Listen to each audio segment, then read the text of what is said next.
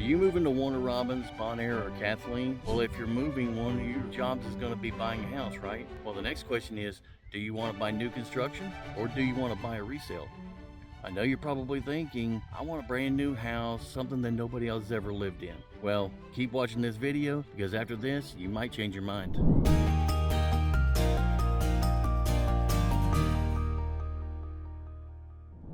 Hey guys, I'm Chris, your real estate problem solver.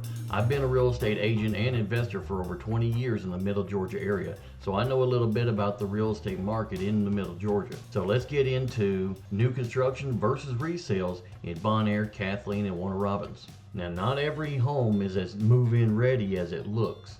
Some new builds have surprises too. I've helped plenty of buyers, just like you, navigate this exact decision. Folks have lost money and sleep not knowing what they didn't know. So whether you're looking for an affordable home in Bonaire, Georgia, or you're trying to land the best neighborhoods in Warner Robins, we're going to break down the pros and cons of new construction versus resales. Stuff that most agents forget to mention and buyers don't think to ask. And then you can decide for you and your family which is the best way to go. Now, of course, if you go through this whole video and you still have questions about buying a house in the Middle Georgia area, make sure to reach out to me. My information is in the description below. So let's start with new construction houses. Alright, so new construction homes, let's start with the good side first. Of course, the most obvious is going to be you're the first person to live at this house. So the house is fresh as clean. It's got the new paint smell. Nobody else has lived in this house. You're the first one to pull into the driveway, and there's no wallpaper that has been left over from the 1980s. Now, of course, with new construction builds, you're going to have the large kitchen. You're going to have the walk-in closets. You're going to have the open floor plan. You're also going to have the smart features, and you're not trying to put a king-size bed into a queen-size room. And then also with the new modern new construction houses, especially around Middle Georgia, most of the builders usually have some kind of a home warranty that lasts about a year to 2 years after you buy the house. So if there are any issues, they will come back and make it right. Now, here's the bad side of new construction houses. First and foremost, you put it under contract that you want to buy the house for X amount of dollars.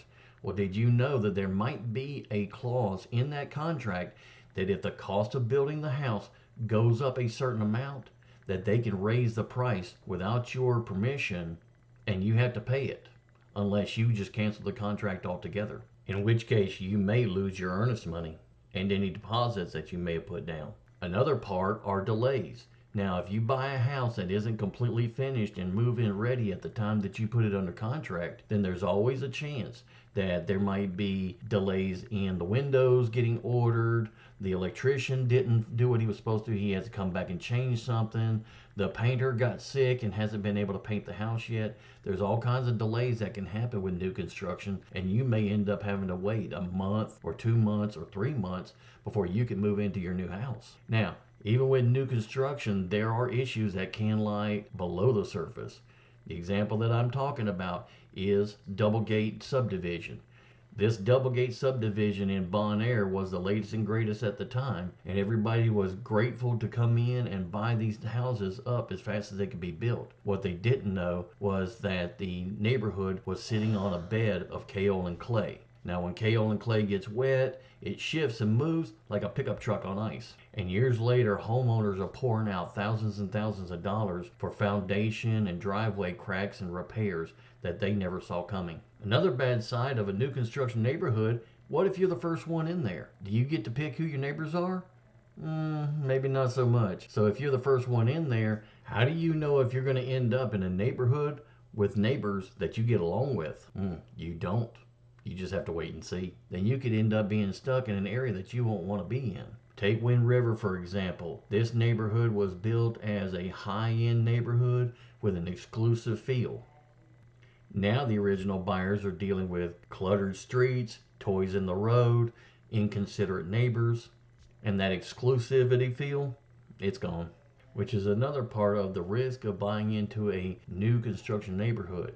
you don't have any neighbors you can ask about what the neighborhood is like, you're the first one, so you're the one being the guinea pig. So if a new construction build in Warner Robins or Bonaire isn't all it's cracked up to be, then maybe buying a resale from a current homeowner isn't such a bad idea. Let's find out. So let's start with the good part of buying a resale house. Of course, a resale, what you see is pretty much what you get. The neighborhood has already been established. The landscaping has already been established. So you've actually got real trees that you can put a swing in, not just a stick in the front yard with a little bit of mulch around it.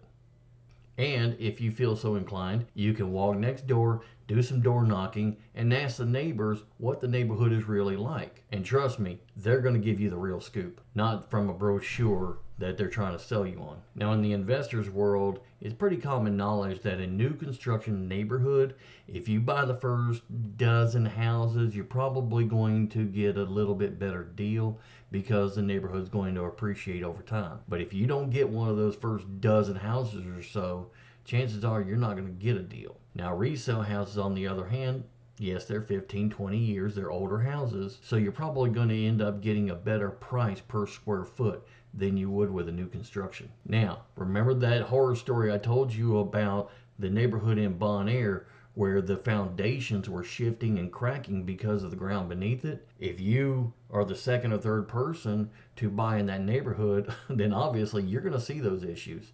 You're going to know if the foundation is shifting. You're going to know if there's standing water in the front yard. You're going to see if there's any erosion because the house has already been established and it's already had time to settle. It's already had time to prove its durability. And any little quirks that are with the house, your inspector should be able to find it and let you know ahead of time after the house has already been established and already shown its true colors, which means you're not going to be the guinea pig. Now, of course, the first rule of real estate is location. So any city that you move to, Warner Robins, Bonaire, Kathleen, it doesn't matter. You're going to have the newer houses on the outskirts of town farther out. Well, if you want a resale house, then you're going to end up buying something closer to downtown in the middle of town, which is closer to the shopping, closer to the kids' soccer practice, maybe a little bit closer to the grocery store or even the gymnastics auditorium. So a resale house is going to be a little bit closer into the action and a little bit easier to get to all the amenities that you like so much. Now, granted, if you buy a resale house, then chances are there may be some outdated items on the property, like the roof might be from the Bush era, the air conditioner might be on its last leg. So this is where you're going to have to make sure that you've got an inspector that knows what they're doing, and they make sure to check over every little nook and cranny of the house to make sure that if it's something that is on its last leg or about to go out, then you have time to negotiate with the seller to have that either fixed or repaired or replaced. Now, of course, with a resale house, there's chances of some covered up stuff. Of course, I've had plenty of buyers that we went to look at a house and the house looked perfect on the outside. But when we opened the door, the smell of dog crap knocked us right back out.